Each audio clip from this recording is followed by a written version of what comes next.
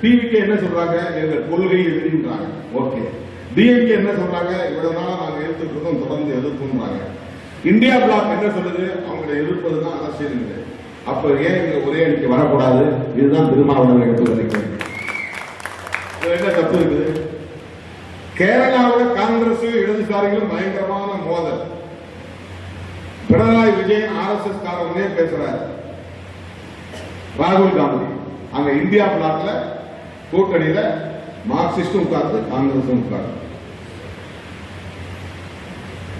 மேற்கு வங்கத்தில் மம்தா பானர்ஜிக்கும் காங்கிரசுக்கும் சண்டை.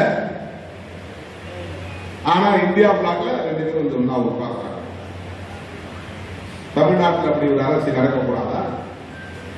இதை திருமாவளவன் சொன்னா உங்களால் அதை புரிந்து கொள்ள முடியாதா?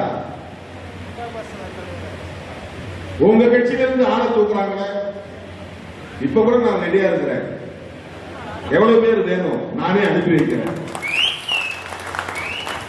எங்க பாசறை உங்களுக்கு தேவையான அளவுக்கு படைத்தளபதிகள் உருவாகி இருக்கிறார்கள் என்றால் அது எனக்கு மகிழ்ச்சி தானே. இவர்கள் வந்துதான் அதை மீட்டெடுக்க முடியும் என்று உள்ளபடியே நீங்கள் நம்பினால் எவ்வளவு பேர் வேணும் சொல்லுங்க. தளபதிகளை அனுப்பி வைக்க நான் தயாராக இருக்கிறேன்.